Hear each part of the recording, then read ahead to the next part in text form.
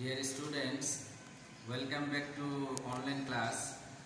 ধারাবাহিকভাবে তোমাদের সাথে যে বিষয়গুলো নিয়ে ক্লাস হচ্ছে উইথ অ্যান্ড উইদাউট ক্লুজের ব্যাপারে। প্রথম ক্লাসে নাউন নিয়ে আলোচনা হলো, এরপরে অ্যাডজেক্টিভ, এরপরে কনজাংশন, এরপর অন্যান্য বিষয় নিয়ে আলোচনা হয়েছে। আজকে যে বিষয় নিয়ে আলোচনা করতে যাচ্ছি সেটা হলো ইউজ অফ ভার্বস। শূন্যস্থানে ভার্বটাকে কিভাবে বসাতে হবে।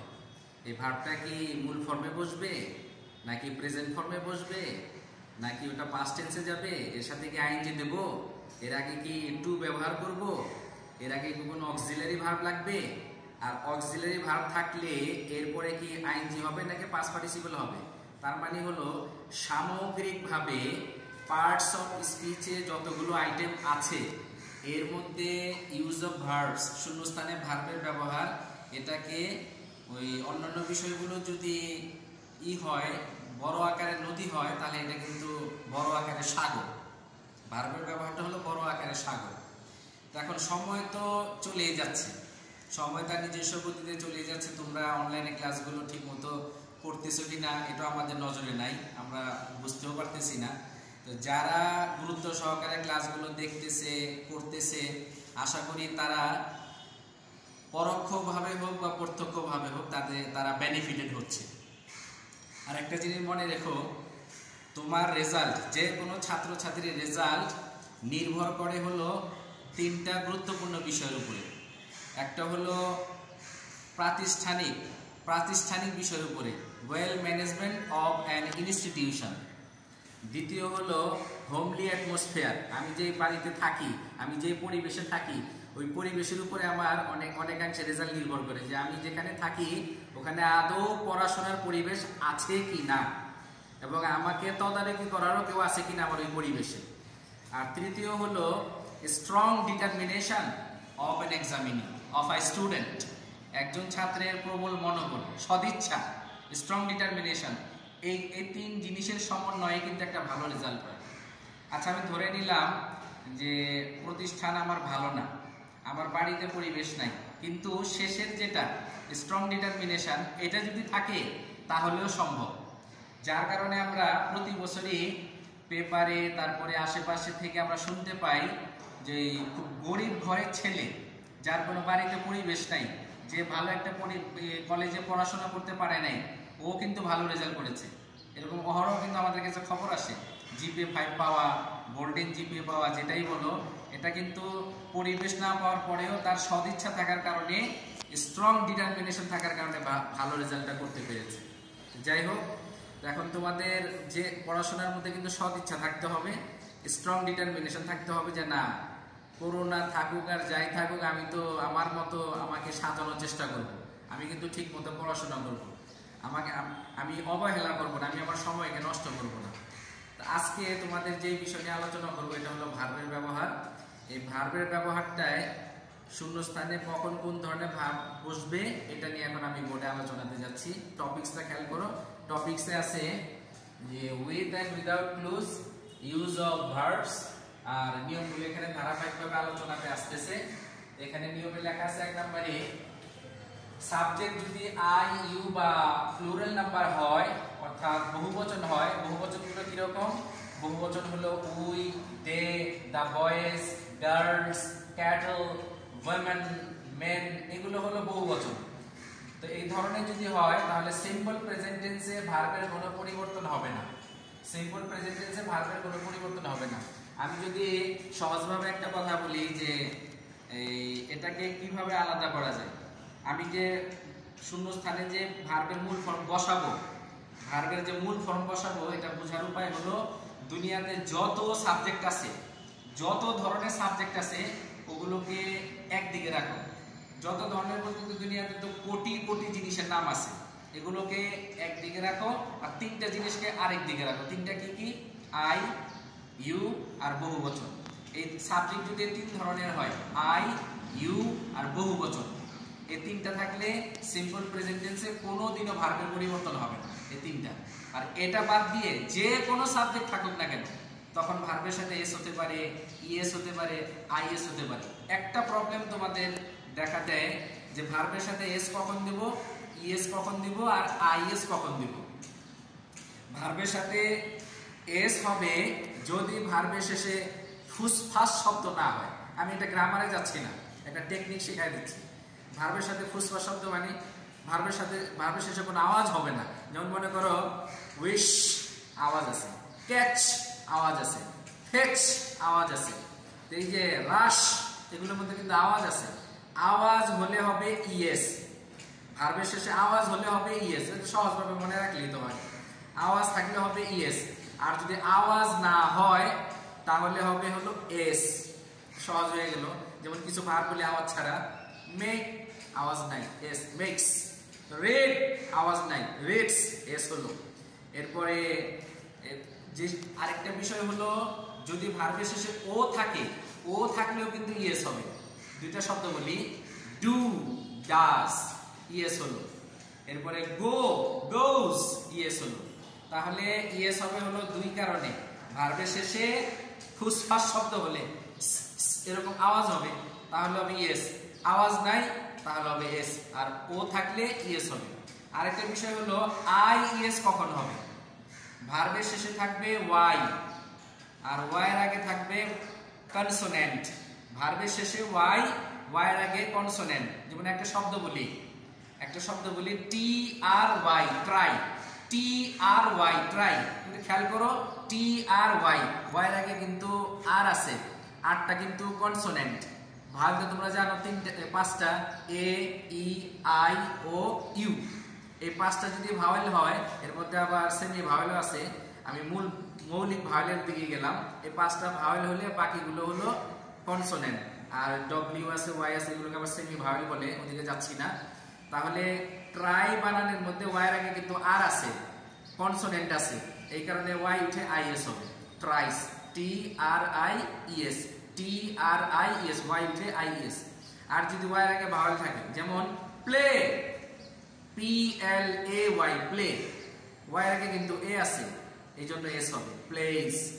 এরপরে কনভে, পৌঁছানো, সার্ভে, এগুলোর আগে কিন্তু ওয়াই এর আগে কিন্তু ই আছে, ভাওয়েল, এই কারণে এস হবে। এরপরে বি ইউ ওয়াই, বাই, কেনা, ওয়াই এর আগে কিন্তু ইউ আছে, ভাওয়েল, এই কারণে এস হবে। এস কখন হবে, ইএস কখন হবে, আইএস কখন হবে, এটা মৌখিকভাবে আলোচনা করে দিলাম। এগুলো খেয়াল করো, এগুলো খেয়াল করে কাজ করো। আমি প্র্যাকটিক্যালি দেখেছি যে ভার্বের সাথে এস দেওয়া আছে ঠিকই, কিন্তু ওই এস এর জায়গায় ইএস, ইএস এর জায়গায় আইএস, এগুলো করার কারণে ভুল হয়ে গেছে। এগুলো খেয়াল রাখতে হবে। যে দেখো এখন নিয়মের মধ্যে চলে আসি। যেমন এই যে এখানে আছে, এখানে সাবজেক্ট হলো I avoid by my elders, আমি আমার বড়দেরকে মেনে চলি। তো এখানে ওই নিয়মের মধ্যে বলা আছে আই থাকলে ভার্বের কোনো পরিবর্তন হবে না, পরিবর্তন হয়নি, অ্যাভয়েড। তারপরে ইউ থাকলে ভার্বের পরিবর্তন হয় না। কোট, বার্ডস, বহুবচন থাকলে ভার্বের পরিবর্তন হয় না। এই যে এখানে আছে হলো ফ্লাই, তার মানে টোটালি কিন্তু আমার নিয়মের সাথে মিলে গেল। আই ইউ আর বহুবচন, এই তিন ধরনের সাবজেক্ট, আই ইউ বহুবচন, এই কারণে ভার্বের পরিবর্তন হয়নি। তো এইভাবে যদি সাবজেক্ট যদি আই ইউ বহুবচন থাকে, ভার্বের কোনো পরিবর্তন করা যাবে না। এখন আসো পরেরটাতে, 2 নম্বরে সিম্পল প্রেজেন্ট টেন্সে সাবজেক্ট যদি আই ইউ বা প্লুরাল নাম্বার না থাকে, তাহলে ভার্বের সাথে এস ইএস আইএস হবে। একটু আগে আমি আলোচনা করেছি এস কখন হবে, ইএস কখন হবে, আইএস কখন হবে। এখন দেখো এখানে হ্যাপিনেস, তারপরে the moon and ideal student, এই তিনটার একটাও কিন্তু আই ইউ বা বহুবচনের মধ্যে পড়ে নাই। অর্থাৎ আই ইউ বহুবচন বাদ দিয়ে যে সাবজেক্টই হোক, সেটা a book, the cow, the boy, Hasan, Suma, Ruma, my mother, my father, the cow, এই ধরনের যে কোনোটাই আসুক না কেন, শুধু তুমি তিনটা জিনিসকে বাদ দাও না, আই নাই, ইউ নাই, বহুবচন নাই, এই তিন ধরনের সাবজেক্ট না থাকলেই ভার্বের সাথে এস ইএস আইএস হবে। যেমন এই যে এখানে এই সুখ নিহিত থাকে আত্মতৃপ্তিতে, তাহলে সুখ নিহিত থাকে আত্মতৃপ্তিতে, যে লাই হলো নিহিত থাকা, থার্ড পারসনের কারণে এখানে এস হলো। আচ্ছা আমি এখানে এস কেন দিলাম? কারণ ভার্বের শেষে কোনো আওয়াজ নাই, লাই আওয়াজ নাই, এস হলো। আমার কিন্তু নিয়মের সাথে মিলতেছে এবং সেটা টু দি পয়েন্টে মিলবে আমার নিয়ম। আমি বললাম যে ভার্বের শেষে আওয়াজ না হলে এস হবে, এই যে এস হলো।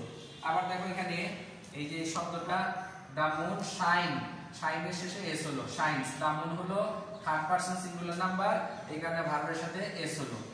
An ideal student dash hard to do well, একজন ভালো ছাত্র ভালো করার জন্য, আদর্শ ছাত্র ভালো করার জন্য চেষ্টা করে। তাহলে চেষ্টা করা যদি হয় ট্রাই, চেষ্টা করা যদি হয় ট্রাই, এই যে এখানে হলো ওয়াই, ওয়াই এর আগে আছে হলো কনসোনেন্ট, ওয়াই বাদ দিয়ে আইইএস, ওয়াই বাদ দিয়ে আইইএস, তাহলে হলো টি R I E S, thrice. নিয়ম অনুযায়ী ওয়াই বাদ দিয়ে আইএস, ওয়াই বাদ দিয়ে আইএস হলো। ধরো যদি ভার্বটা যদি এরকম থাকতো দ্রুত যাওয়া, রাশ, দ্রুত যাওয়া, রাশ, এই যে এখানে একটা আওয়াজ আছে, রাশ, রাশ আওয়াজ আছে, এখন কিন্তু তোমাকে এখানে দিতে হবে ইএস, রাশ।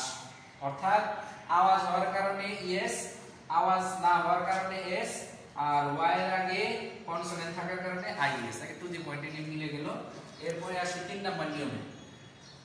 3 নাম্বার নিয়মে লেখা আছে কোনো কাজ শুরু হয়ে চলছে বুঝালে, চলছে বুঝালে অ্যামিজার দেয়া থাকলে ভার্বের সাথে আইএনজি বসবে, অ্যামিজার দেয়া থাকলে ভার্বের সাথে আইএনজি বসবে। যেমন দা ফার্মার্স আর, ধরো এখানে আর দেয়া আছে আর এখানে শূন্যস্থান ছিল, দা ফার্মার্স আর, যেহেতু কৃষকেরা একটা কাজ করতেছে, খাল খনন করছে, করছে বুঝাচ্ছে কন্টিনিউয়াস, এই কারণে আর এর পরে ভার্বের সাথে আইএনজি ডিগিং, আর এর কারণে ভার্বের সাথে আইএনজি ডিগিং।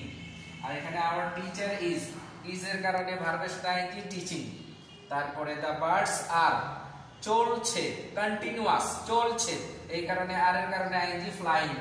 তারপরে I am teaching you English, আমি তোমাদের ইংরেজি শেখাচ্ছি, আমার কাজটা এখন চলতেছে, এই কারণে এম এর কারণে আইএনজি টিচিং। প্রবলেম হলো অনেক সময় am is are was were এটার পরে আইএনজিও বসে, আবার পাস্ট পার্টিসিপলও বসে। এখন দিলাম আইএনজি, আবার পাস্ট পার্টিসিপল বসে। যখন কর্তা নিজে কোনো কাজ করে, যখন কর্তা নিজে কাজ করবে তখন হবে আইএনজি, আর যখন কাজটা কারো দ্বারা হয় তখন হবে ভার্বের পাস্ট পার্টিসিপল। খুব মনে রাখতে হবে, অক্সিলারি ভার্ব থাকলে আইএনজিও বসে, পাস্ট পার্টিসিপলও বসে। কর্তা নিজে কাজ করলে, যেমন I am teaching you English, আমি তোমাদেরকে ইংরেজি শেখাচ্ছি, এটা আমি নিজে করতেছি, এই কারণে এখানে আইএনজি দিলাম, এম টিচিং। আবার দেখো এম টিচিং না লিখে এম টট হয় কখন, টিচ থেকে টিচিং, আবার টিচ থেকে taught. You are being taught by me, তোমরা আমার দ্বারা ইংরেজি শিখতেছো, এটা কিন্তু প্যাসিভ হয়ে গেছে, এই কারণে আর বিং টট। অথবা আই এম টট, এখানে তো প্রথম তো বোর্ডে লেখা আছে আই এম টিচিং, আবার I am taught English by my teacher, আমি আমার ইংরেজি টিচারের দ্বারা ইংরেজি শিখতেছি। Am taught am teaching, am taught am teaching, তাহলে am taught passive, am teaching active, এগুলো খেয়াল রাখতে হবে, নাহলে কনফিউজ হয়ে গেলে সমস্যা হবে। তাহলে এখানে চলছে বোঝানোর কারণে ভার্বের সাথে আইএনজি হচ্ছে। এখন এখানে সংক্ষিপ্ত পরিসরে একটা জিনিস আলোচনা আমি যেতে পারতেছি না, ওটা হয়তো রাইট ফর্ম ভার্বে গিয়ে আলোচনাতে যাব আমি। এখানে হলো আইএনজি দেওয়ার সময় কিছু মৌলিক নিয়ম আছে, আইএনজি দিলেই হবে না, একটা ভার্বের সাথে আইএনজি দিয়ে দিলাম হলো না। একবার আমি ফার্স্ট ইয়ারে, কলেজে ফার্স্ট ইয়ারে, তোমরা তো ফার্স্ট ইয়ারে আসছো, অনেকে যারা ফার্স্ট ইয়ারে ভর্তি হয়েছো তাদের উদ্দেশ্যে বলি, ফার্স্ট ইয়ারে একবার আমি ঘোষণা দিলাম ক্লাসে গিয়ে যে কারা কারা ইংরেজিতে এ প্লাস পেয়েছো, তো 5 জন হাত তুললো, ওই বছরে 5 জন, স্যার আমরা আমাদের ইংরেজিতে এ প্লাস আছে। আমি ওদেরকে সামনে আনলাম, এনে বললাম আমি বোর্ডের মধ্যে 5টা ভার্ব লিখবো, ওটার সাথে তোমাদেরকে আইএনজি দিতে হবে, যেটা কিন্তু 1-2 এর কাজ। একে 1-2 এর বাচ্চাদের দিলে ভার্বের সাথে আইএনজি দিতে পারবে, রিডিং, রাইটিং, গোয়িং, কিন্তু খুব বাচ্চাদের কাজ। এইরকম বাচ্চাদের কাজে আমি কলেজে ফার্স্ট ইয়ারের ছেলে মেয়েদেরকে যারা সামনে আসলে পড়তে দিলাম এবং ঘোষণা দিলাম 5টা ভার্বের সাথে আইএনজি সঠিক হলে সবাইকে 500 টাকা করে পুরস্কার দেওয়া হবে। বাই দা বাই, আনলাকিলি ওটা কেউ ঠিক মতো পড়তে পারে না, ভার্বের সাথে আইএনজি ঠিক মতো দিতে পারে না, কারণ ভার্বের সাথে আইএনজি দিলে ই বাদ দিতে হয়, আবার ই বাদ দিতে হয় না। ওয়াই অনেক জায়গাতে ওয়াই বাদ দিতে হয়, কিন্তু আইএনজির সময় ওয়াই বাদ দেওয়া যাবে না। আবার ওয়াই বাইরে থেকে আনতে হয় ভার্বের সাথে আইএনজি দেওয়ার জন্য। ভার্বের সাথে আইএনজি দেওয়ার সময় কনসোনেন্ট ডাবল হয়, আবার ডাবল হয় না। এই যে বিচিত্র নিয়মগুলো, এই নিয়মগুলো জানা না থাকার কারণে, রুট লেভেলের জ্ঞান না থাকার কারণে গণহারে আইএনজি দিয়ে আসবা, বাসায় এসে হিসাব করবা 10-এ 10, 10-এ 8, 10-এ 9, it's not possible. You have to be skilled in grammar. Grammar দিয়ে ইংরেজি শেখা যায় না, কিন্তু মনে রেখো গ্রামার ছাড়া তুমি ইংরেজিকে সুন্দরভাবে সাজাতেও পারবে না। গ্রামার দিয়ে ইংরেজি শেখা যায় না, আমি এটা মানি, গ্রামার দিয়ে ইংরেজি শেখা যায় না, কিন্তু গ্রামার ছাড়া ইংরেজিকে সুন্দরভাবে লিখতেও পারবে না, এটা খেয়াল রাখতে হবে। তাহলে আমরা তো 3 নাম্বার রুল নিয়ে আলোচনা করলাম, এখন 4-এ চলে যাই। 4 নম্বরে লেখা আছে কোন কাজ শুরু হয়ে এইমাত্র শেষ হয়েছে এবং ফলাফল বিদ্যমান আছে। শেষ হয়েছে ঠিক আছে, কিন্তু ফলাফল বিদ্যমান আছে, এরকম বুঝালে শূন্যস্থানের আগে যদি হ্যাভ বা হ্যাজ থাকে বা হ্যাড থাকে, তাহলে ভার্বের পাস্ট পার্টিসিপল বসে। ভার্বের পাস্ট ভার্ব 3 হলো ভার্বের পাস্ট পার্টিসিপল। এইভাবে যদি রুল থাকে। এখানে একটা বিষয় হলো যে প্রভু যা করেছেন, আল্লাহ যা করেছেন, সৃষ্টিকর্তা যা দিয়েছেন, এটাও এই গঠনে হবে হ্যাভেস প্লাস V3। বিজ্ঞান বা প্রযুক্তি, বিজ্ঞান বা প্রযুক্তি যা করেছে, যা দিয়েছে, এটাও কিন্তু এই গঠনে হবে। এখন তুমি যদি বলো যে বিজ্ঞান আমাদের জীবনকে সহজ করেছে, তোমাকে লিখতে হবে এইভাবে সায়েন্স হ্যাজ, এই যে হ্যাজ এর নিয়ম, science has made our life easy. এখানে সায়েন্স যে আমাদের জীবনকে সহজ করেছে, এটা কিন্তু আজকে থেকে না, অনেক আগে থেকে। কিন্তু তো অনেক আগে থেকে হলে পাস্ট হয়ে যাওয়ার কথা না, অনেক আগে থেকে সায়েন্স আমাদের জীবনকে সহজ করেছে, সে অনেক আগে থেকে। বিদ্যুতের কারণে, বিদ্যুৎ আবিষ্কারের কারণে আমাদের জীবনটা কত সহজ, কিন্তু আজকে থেকে না, সে অনেক আগে থেকে। তো অনেক আগে হলে তো পাস্ট হওয়ার কথা, কিন্তু হয়নি কেন? এটার ফল বিদ্যমান আছে, এটার যে ফ্যাসিলিটিস এটা এখনো বিদ্যমান আছে, এই কারণে এই গঠনে বলতে হয়। সৃষ্টিকর্তা দুনিয়া সৃষ্টি করছেন সেই শত শত বছর আগে, অনেক বছর আগে। তো এটা তো মারাত্মক ধরনের পাস্ট, এটা তো এটা কিন্তু পাস্টে লেখা যায় না, বলতে হয় গড অথবা আল্লাহ the almighty has created this world. প্রভু এই সংসার, এই পৃথিবীর সৃষ্টি করেছেন, হ্যাজ ব্যবহার করা হয়েছে। আমরা কিন্তু পাস্ট টেন্স করি না, কারণ পৃথিবী বিরাজমান, পৃথিবী এখনো আছে, পৃথিবীর রং রস তারপরে সৌন্দর্য সবকিছুই আছে। যেটা আগে করার পরে এখনো বিদ্যমান আছে, ওটাতে হ্যাভেস প্লাস V3 হবে। এটা খুব খেয়াল রাখতে হবে, হুট করে একটা জিনিস করা যাবে, সবকিছু বোঝার আছে। দেখো এখানে, তাহলে এখানে লেখা আছে I have just now received. এই হ্যাভ এর কারণে ভার্বের পাস্ট পার্টিসিপল হলো রিসিভড। আই হ্যাভ, আমি এই মাত্র এটা গ্রহণ করেছি, এটা এই মাত্র। she has, এই has এর কারণে পাস্ট পার্টিসিপল win থেকে own, she has owned the prize, এই has এর কারণে past participle. they have built a house, তারা একটা বাড়ি নির্মাণ করেছে, এই have এর কারণে পাস্ট পার্টিসিপল। এই have has থাকলে ভার্বের পাস্ট পার্টিসিপল বসে। আচ্ছা, যদি প্রশ্ন করা হয় স্যার আমি বুঝবো কিভাবে যে কখন has হয় কখন have হয়, তাহলে একটা কথা বলে দিই, আই ইউ বহুবচন, আগের কথাই আই ইউ বহুবচন, এই 3 জায়গায় বসে হ্যাভ, আর দুনিয়ার সকল ক্ষেত্রে হবে হ্যাজ। 3 জায়গাতে তুমি আলাদা করলেই তো হয়ে যায়। I have, you have, they have বহুবচন, উই হ্যাভ বহুবচন, দ্য কাউজ হ্যাভ বহুবচন, আওয়ার প্যারেন্টস হ্যাভ বহুবচন। এর বাইরে এখন যাও, he has, she has, it has, আল্লাহ has, the boy has, the girl has, the man has। অর্থাৎ এরকম বলতে গেলে আমি যদি কোটি কোটি কোটি কোটি বিলিয়ন ছাড়াই যায়, তারপরে তো শেষ হবে না। তাহলে আমি 3টা জিনিস আলাদা করলে হবে, আই ইউ বহুবচন, এই 3 জিনিসের আলাদা করলে এটা বোঝা যাবে।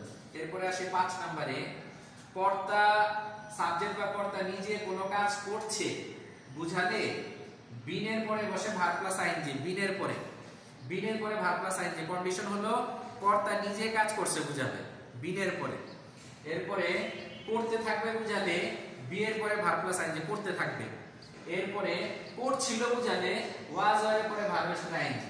যে 5 নম্বরে যে নিয়মটা লেখা হলো, 5 নম্বরে যেটা লেখা হলো, এই বিনের পর কিন্তু পাস্ট পার্টিসিপল বসে, তারপর বি এর পর কিন্তু পাস্ট পার্টিসিপল বসে, আবার ওয়াজ এর পরে পাস্ট পার্টিসিপল বসে। কিন্তু আমি কিন্তু এখানে বিষয়টা কিন্তু পরিষ্কার করে দিলাম, কর্তা নিজে করছে, কর্তা নিজে করতে থাকবে, কর্তা নিজে করছিল, এরকম হইতে হবে। যেমন এইভাবে एग्जांपल দেয়া আছে, he has been living here since 2019.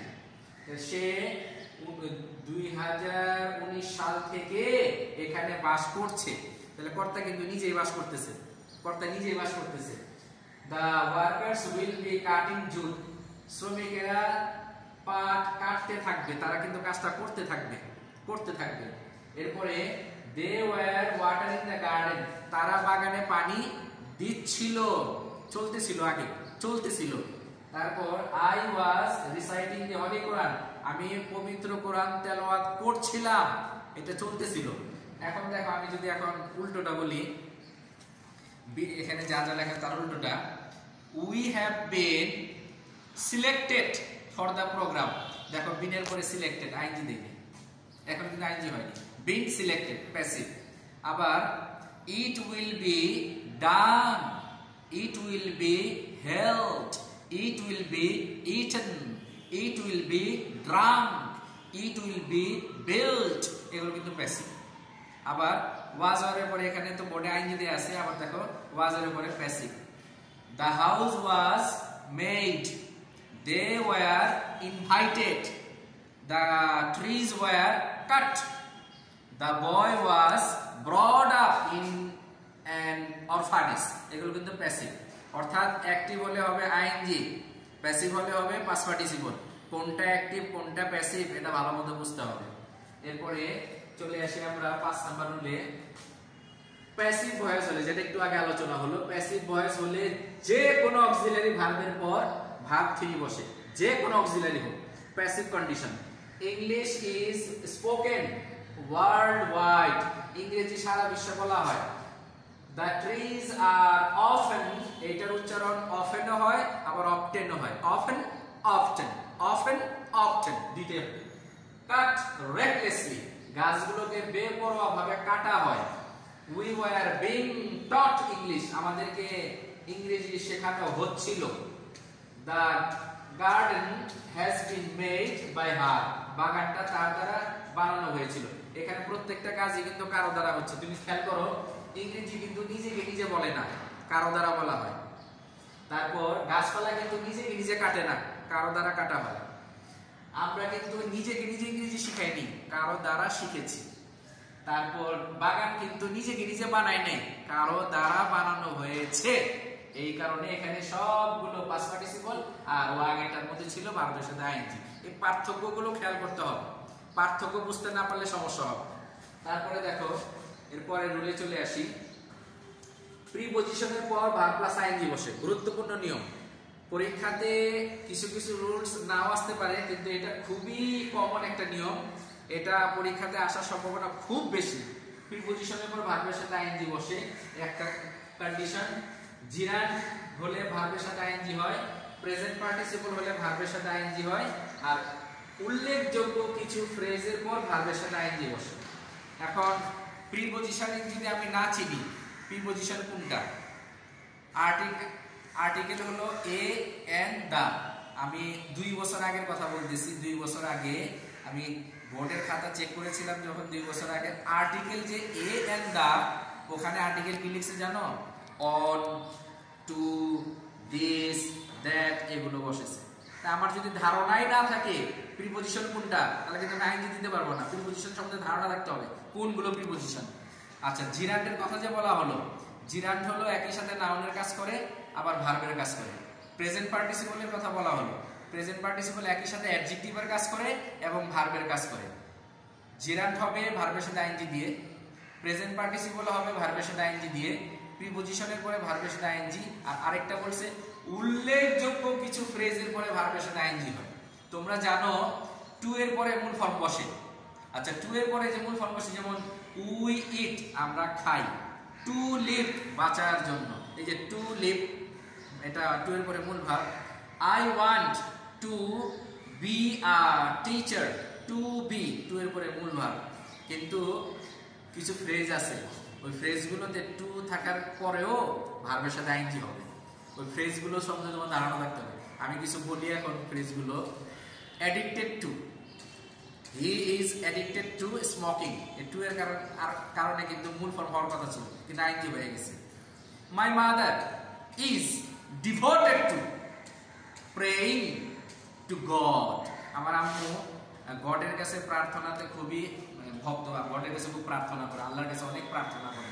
Devoted to praying with a view to আছে তারপরে আইনজি।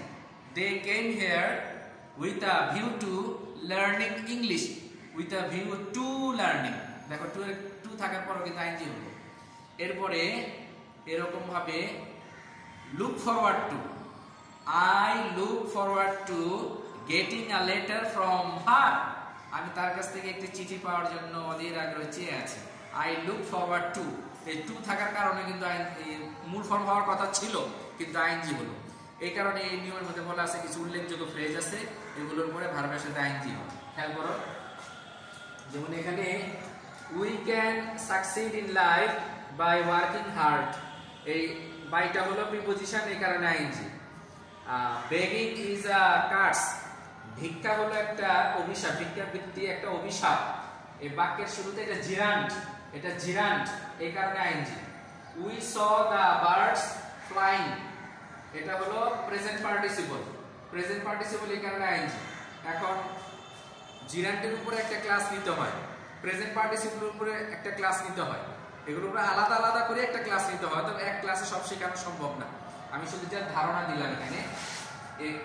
আবার এখানে দেখো উই কান্ট হেল্প, এটা একটা ফ্রেজ, উই কান্ট হেল্প লাফিং।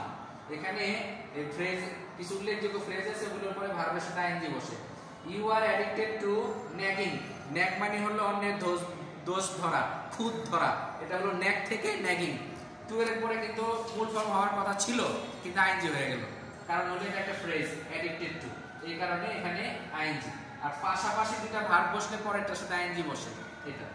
এরপর আসে সাথে অতীতকাল বুঝালে ভার্ব টু বা পাস্ট টেন্স বসে। যেমন ইয়েস্টারডে হলো গতকাল, এটা অতীত, এই কারণে yesterday we made a journey, made থেকে মেড। তোমাদের প্রবলেম হলো তোমরা এরকম লেখো MEKET, মেকেট, মানে ইটি দিলে পাস্ট টেন্স হয়ে যায়, এই কারণে মেক থেকে মেকেট। এই মেকেট আর নেকেট করলে হবে না, এখানে যেখানে যেটা দরকার সঠিক জিনিসই লিখতে হবে, যেটা পাস্ট ওইটাই লিখতে হবে, উল্টাপাল্টা লিখলে তো আর হবে না। ওয়ান্স দ্য কিং বিল্ট, এটা হলো এখানে মূল ফর্মে থাকে হলো ডি এর জায়গায় টি দিয়ে পাস্ট টেন্স হলো। ওয়ান্স এর কারণে পাস্ট টেন্স, এই কারণে বিল্ট থেকে বিল্ট, ডি এর জায়গায় টি দিলে পাস্ট টেন্স হয়। আবার এখানে মূল শব্দটা হলো ড্রিম, স্বপ্ন দেখা। I dreamed a sweet dream last night, আমি গত রাতে একটা সুন্দর স্বপ্ন দেখেছি, এটা গত রাত বলে পাস্ট টেন্স। তারপরে ইয়েস্টারডের কারণে পাস্ট টেন্স ডিড, এরপরে 1971 সাল পাস্ট টেন্স, এই কারণে বিকেম।